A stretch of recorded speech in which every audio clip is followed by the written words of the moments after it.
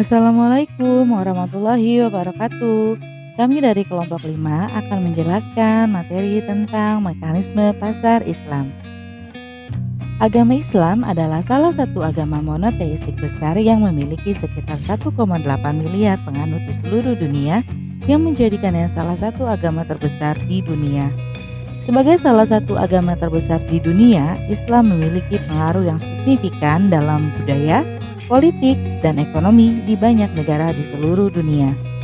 Dalam dunia ekonomi, Islam juga memberikan pandangan alternatif tentang bagaimana ekonomi seharusnya beroperasi, seperti ekonomi yang adil, berkelanjutan, dan sesuai nilai-nilai agama. Saat ini, banyak negara-negara dengan mayoritas penduduk Muslim telah berinvestasi dalam keuangan Islam, sehingga pemahaman yang lebih baik tentang mekanisme pasar Islam menjadi semakin penting. Untuk mendapatkan pemahaman yang lebih baik tentang mekanisme pasar Islam, kali ini kita akan membahas beberapa materi terkait mekanisme pasar Islam, seperti pengertian pasar dan mekanisme pasar, perkembangan mekanisme pasar Islam dalam pandangan pemikiran ekonomi Islam, mekanisme pasar Islam, harga dan persaingan sempurna pada pasar Islam, prinsip-prinsip pasar Islam, intervensi pemerintah dalam mekanisme pasar Islam, dan pengawasan pasar Islam. Pemahaman mekanisme pasar Islam adalah penting bagi siapa saja yang tertarik dalam ekonomi, bisnis, atau keuangan, terutama jika mereka berinteraksi dengan pasar atau komunitas yang didasarkan pada prinsip-prinsip syariah.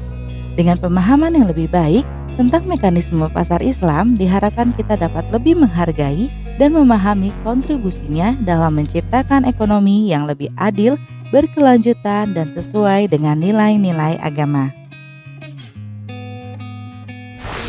Pengertian pasar dan mekanisme pasar. Pasar merupakan tempat atau mekanisme di mana pembeli dan penjual bertemu untuk melakukan pertukaran barang dan jasa. Transaksi tersebut memiliki kontribusi yang sangat penting pada pertumbuhan ekonomi suatu negara, sehingga menjadi elemen utama dalam ekonomi dan juga merupakan fondasi dari aktivitas ekonomi. Dalam Islam, pasar juga memiliki peran yang penting sebagai sarana yang memfasilitasi pertukaran barang dan jasa antara individu dan masyarakat. Selain itu, dalam Islam, pasar juga harus berfungsi sebagai alat untuk mencapai keadilan sosial. Di dalam pasar terdapat sebuah sistem atau proses yang mengatur interaksi antara penjual dan pembeli yang disebut dengan mekanisme pasar. Mekanisme pasar ini juga mencakup cara harga ditentukan, bagaimana barang dan jasa dialokasikan, dan bagaimana keputusan ekonomi dibuat oleh berbagai pihak yang terlibat dalam transaksi pasar. Di dalam mekanisme pasar terdapat beberapa komponen utama, yaitu harga, permintaan, penawaran, titik keseimbangan, alokasi sumber dana, persaingan, fungsi pasar lainnya seperti informasi, distribusi, dan regulasi. Perkembangan mekanisme pasar Islam dalam pandangan pemikiran ekonomi Islam. Abu Yusuf adalah seorang sarjana muslim yang pertama kali menulis tentang mekanisme pasar dan harga. Dalam masa Abu Yusuf terjadi sebuah fenomena di mana pada masa itu masyarakat memahami bahwa harga suatu barang hanya ditentukan oleh jumlah penawaran saja. Namun, pemahaman itu dikritisi oleh Abu Yusuf karena pada kenyataannya naik atau turunnya harga suatu barang tidak hanya ditentukan oleh penawaran, tetapi juga ditentukan oleh permintaan. Al-Ghazali. Imam Al-Ghazali mempunyai pandangan bahwa kegiatan ekonomi di pasar merupakan karunia Allah yang diberikan pada manusia untuk dinikmati. Pasar harus berfungsi berdasarkan etika dan moral pada pelakunya. Dalam pandangannya, Al-Ghazali tidak menolak kenyataan bahwa mencari keuntungan merupakan motif utama dalam perdagangan. Namun, ia memberikan banyak penekanan kepada etika dalam bisnis, di mana etika ini diturunkan dari nilai-nilai Islam. Ibnu Taimiyah memberikan penjelasan beberapa faktor yang mempengaruhi permintaan dan tingkat harga, yaitu keinginan orang, jumlah orang yang meminta, kualitas pembeli barang, jenis uang yang digunakan. Ibnu Khaldun membagi barang-barang menjadi dua kategori, yaitu barang pokok dan barang mewah. Menurutnya, jika suatu kota berkembang dan jumlah penduduknya semakin banyak, maka harga barang-barang pokok akan semakin menurun, sementara harga barang mewah akan naik. Hal ini disebabkan oleh meningkatnya penawaran barang pangan dan barang pokok lainnya, sebab barang ini sangat penting dan dibutuhkan oleh setiap orang, sehingga pengadaannya akan diprioritaskan. Mekanisme pasar Islam. Dalam sistem ekonomi Islam, negara tidak ikut campur dalam kegiatan ekonomi, namun negara berwenang untuk melakukan pengawasan terhadap mekanisme pasar, mencegah dan menindaklanjuti perilaku kecurangan dan spekulasi. Dengan mengacu pada kehidupan pasar pada masa Rasulullah dan sikap yang diambil Rasulullah dalam menghadapi kenaikan harga-harga pasar merupakan bentuk dari mekanisme pasar Islam. Dan mekanisme pasar Islam ini merupakan mekanisme pasar yang mengutamakan kemaslahatan bersama dengan mengutamakan keadilan dan tidak merugikan salah satu pihak. Selain itu, mekanisme pasar Islami juga memiliki berbagai ciri-ciri. Di antara ciri khas mekanisme pasar Islam adalah kebebasan orang untuk keluar masuk pasar, adanya informasi yang cukup tentang kekuatan pasar dan barang dagangan, dilengkapinya monopolistik dan dihapuskannya kolusi di antara penjual dan pembeli, kenaikan dan penurunan harga disebabkan oleh permintaan dan penawaran, adanya homogenitas dan standarisasi produk agar terhindar dari pemalsuan dan penipuan produk, terhindar dari penyimpangan kebebasan ekonomi yang jujur seperti sumpah palsu, kecurangan dalam takaran, timbangan maupun ukuran. Harga dan persaingan sempurna pada pasar Islam. Harga dan persaingan sempurna adalah konsep-konsep yang dapat diterapkan dalam konteks pasar Islam seperti halnya dalam pasar konvensional. Meskipun terdapat beberapa prinsip syariah yang harus diikuti, prinsip-prinsip dasar ekonomi termasuk harga dan persaingan dapat dijalankan dalam pasar Islam. Berikut adalah beberapa poin terkait harga dan persaingan dalam konteks pasar Islam. 1. Harga dalam pasar Islam. Harga dalam pasar Islam ditentukan oleh pasar. Seperti dalam pasar konvensional, harga dalam pasar Islam didasarkan pada penawaran dan permintaan. Harga barang dan jasa akan bervariasi sesuai dengan tingkat permintaan dan penawaran di pasar. Penting untuk menjaga transparansi harga dalam pasar Islam. Konsumen harus memiliki akses yang mudah ke informasi tentang harga dan karakteristik produk untuk memastikan bahwa harga yang ditetapkan adalah adil dan sesuai dengan prinsip-prinsip syariah. Persaingan dalam pasar Islam. Kebebasan berkompetisi. Prinsip persaingan bebas juga berlaku dalam pasar Islam.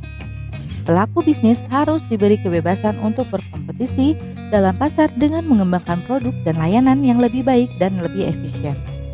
Larangan monopoli dan praktik tidak adil. Persaingan dalam pasar Islam harus adil, dan praktik-praktik yang mengarah pada monopoli atau praktik tidak adil harus dihindari. Monopoli yang merugikan konsumen atau menciptakan ketidakadilan dalam distribusi kekayaan dianggap bertentangan dengan prinsip-prinsip syariah. Pertimbangan etika. Persaingan dalam pasar Islam juga harus memperhatikan etika bisnis yang tinggi, kejujuran, integritas, dan tanggung jawab sosial adalah nilai-nilai penting yang harus diterapkan oleh pelaku bisnis dalam persaingan. 3. Peraturan dan pengawasan. Pengawasan dan pengaturan dalam pasar Islam harus sesuai dengan prinsip-prinsip syariah. Lembaga pengawasan harus memastikan bahwa aktivitas bisnis dan transaksi memenuhi hukum Islam dan prinsip-prinsip ekonomi Islam. Pengawasan juga harus memastikan perlindungan terhadap hak-hak konsumen. Konsumen harus dilindungi dari praktik-praktik yang merugikan dalam perdagangan. Dalam praktiknya, pasar Islam dapat mencakup berbagai sektor ekonomi, termasuk perbankan syariah, pasar modal syariah, asuransi syariah, dan sektor-sektor lainnya. Meskipun ada perbedaan dalam prinsip-prinsip tertentu dan beberapa praktik yang tidak diizinkan dalam hukum Islam, harga dan persaingan masih merupakan elemen penting dalam mekanisme pasar Islam. Prinsip-prinsip syariah bertujuan untuk memastikan bahwa harga dan persaingan tetap sesuai dengan nilai-nilai Islam yang adil, berkelanjutan, dan etis. Prinsip pasar Islam. Prinsip-prinsip pasar Islam adalah dasar-dasar yang mengatur dan membimbing aktivitas ekonomi dan perdagangan dalam kerangka ekonomi Islam. Prinsip-prinsip ini mencerminkan nilai-nilai syariah dan tujuan ekonomi Islam yang mencakup keadilan sosial, distribusi kekayaan yang lebih merata, dan etika bisnis yang tinggi. Beberapa prinsip pasar Islam yang mendasari mekanisme pasar ekonomi Islam meliputi larangan riba atau bunga. Transaksi yang menghasilkan atau membebankan bunga dianggap haram atau dilarang dalam Islam. Sebagai gantinya, pasar Islam mengandalkan prinsip keuntungan bersama atau bagi hasil dalam transaksi keuangan. 2. Keadilan sosial. Prinsip ini menekankan pentingnya keadilan sosial dalam distribusi pendapatan dan kekayaan. Pasar Islam harus menciptakan kesempatan yang lebih merata untuk masyarakat, termasuk perlindungan terhadap orang miskin dan rentan. 3. Transparansi dan etika bisnis. Pasar Islam harus beroperasi dengan tingkat transparansi yang tinggi. Informasi tentang harga, kualitas, dan karakteristik produk harus mudah diakses oleh konsumen. Etika bisnis yang tinggi seperti kejujuran, integritas, dan tanggung jawab sosial harus menjadi nilai utama dalam aktivitas pasar. 4. Penghindaran gharar dan maisir. Prinsip ini melibatkan penghindaran praktik-praktik spekulatif dan perjudian dalam transaksi. Pasar Islam harus berusaha untuk menghindari ketidakpastian yang tidak wajar dan perjudian dalam aktivitas perdagangan. 5. Pengembangan keuangan syariah. Pasar Islam mencakup pengembangan lembaga keuangan syariah seperti bank syariah, asuransi syariah, dan pasar modal syariah. Ini memberikan alternatif keuangan yang sesuai dengan prinsip-prinsip syariah. 6. Perhatian terhadap zakat dan infak. Pasar Islam mengakui peran penting zakat dan infak dalam retribusi kekayaan. Kewajiban zakat membantu dalam menyokong mereka yang membutuhkan dan mendorong distribusi kekayaan yang lebih merata. 7. Perlindungan konsumen. Prinsip ini melibatkan perlindungan terhadap hak-hak konsumen dalam transaksi ekonomi. Konsumen harus dilindungi dari praktik-praktik yang merugikan dan tidak adil. 8. Pengembangan kewirausahaan. Pasar Islam mendorong kewirausahaan dan inovasi dalam masyarakat. Pelaku bisnis yang memiliki ide dan kreativitas dapat berpartisipasi dalam pasar untuk mengembangkan produk dan layanan yang baru. 9. Pemberdayaan ekonomi.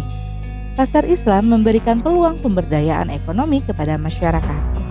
Ini memungkinkan individu dan perusahaan untuk berpartisipasi dalam aktivitas ekonomi dan meningkatkan kesejahteraan mereka. Prinsip-prinsip pasar Islam bertujuan untuk menciptakan ekonomi yang adil, berkelanjutan, dan sesuai dengan prinsip-prinsip syariah. Mekanisme pasar Islam didasarkan pada prinsip-prinsip ini untuk memandu aktivitas ekonomi dan perdagangan dalam kerangka nilai-nilai Islam. Intervensi pemerintah dalam mekanisme pasar Islam. Dalam mekanisme pasar Islam, intervensi pemerintah dapat diperlukan dalam beberapa situasi tertentu untuk memastikan keadilan, stabilitas, dan pemenuhan prinsip-prinsip ekonomi Islam. Beberapa contoh intervensi pemerintah yang dapat dibutuhkan dalam mekanisme pasar Islam adalah sebagai berikut. Pengawasan dan regulasi. Pemerintah perlu mengawasi dan mengatur pasar untuk mencegah praktik-praktik yang merugikan seperti penipuan, monopoli, atau praktik yang bertentangan dengan prinsip-prinsip Islam. Pengawasan ini dapat memastikan transaksi ekonomi dilakukan dengan adil dan sesuai dengan hukum syariah. Penegakan hukum syariah. Pemerintah harus memastikan bahwa hukum-hukum syariah yang berkaitan dengan ekonomi seperti larangan riba, gharar, dan maisir ditegakkan dengan tegas. Distribusi keadilan.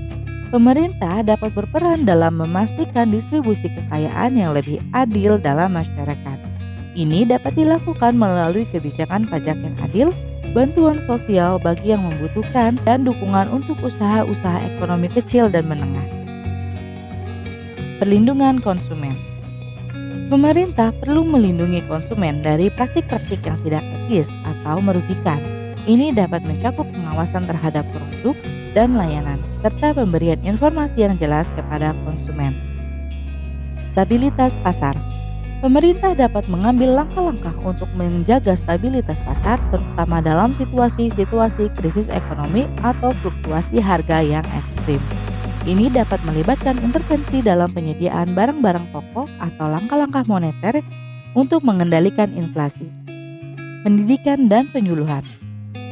Pemerintah dapat memainkan peran penting dalam pendidikan dan penyuluhan masyarakat tentang prinsip-prinsip ekonomi Islam. Ini akan membantu masyarakat memahami bagaimana berperilaku secara ekonomi sesuai dengan nilai-nilai Islam. Penting untuk diingat bahwa tingkat intervensi pemerintah dalam mekanisme pasar Islam dapat bervariasi sesuai dengan konteks dan pandangan politik dan ekonomi yang berlaku dalam suatu negara. Tujuan selalu harus untuk mencapai tujuan ekonomi yang sesuai dengan prinsip-prinsip Islam seperti keadilan, keberkahan, dan kesejahteraan umum. Pengawasan pasar Islam. Sistem pengawasan pasar dibentuk menjadi dua karakteristik, yaitu pengawasan internal dan pengawasan eksternal. Pengawasan pasar internal adalah pengawasan yang lahir dari hubungan manusia dengan Tuhannya, yang kemudian menstimulasi kemunculan dimensi etika religius. Inilah salah satu kekuatan potensial yang dimiliki oleh Islam. Bentuk pengawasan ini berlaku bagi para pelaku pasar itu sendiri. Sistem pengawasan yang berlandaskan adanya rasa takut kepada Allah Subhanahu wa Ta'ala menghindarkan segala bentuk tindakan atau perilaku yang negatif. Karena setiap individu ini meyakini bahwa setiap ucapan dan perilaku tidak luput dari pengawasan Allah Subhanahu wa Ta'ala dan juga mendapatkan konsekuensi dari setiap perbuatannya. Maka dari itu, setiap pelaku pasar diberikan kebebasan untuk menjalankan aktivitas perdagangan atau bisnis, namun harus tetap bertanggung jawabkan di muka Allah Subhanahu wa Ta'ala. Pengawasan pasar eksternal diberlakukan ketika keimanan dan ketakwaan tidak lagi dijadikan jaminan untuk tidak melakukan cara-cara negatif. Maka dari itu, Islam mengenalkan sistem hisbah yang berlaku sebagai institusi pengawas pasar. Seorang pengawas pasar mempunyai otoritas untuk mengawasi dan memberikan sanksi para pelaku pasar yang melakukan hal negatif. Hisbah adalah salah satu instrumen pengawasan yang diperkenalkan Islam. Demikianlah pembahasan tentang mekanisme pasar Islam. Semoga teman-teman semua dapat lebih memahami tentang mekanisme pasar Islam. Assalamualaikum warahmatullahi wabarakatuh.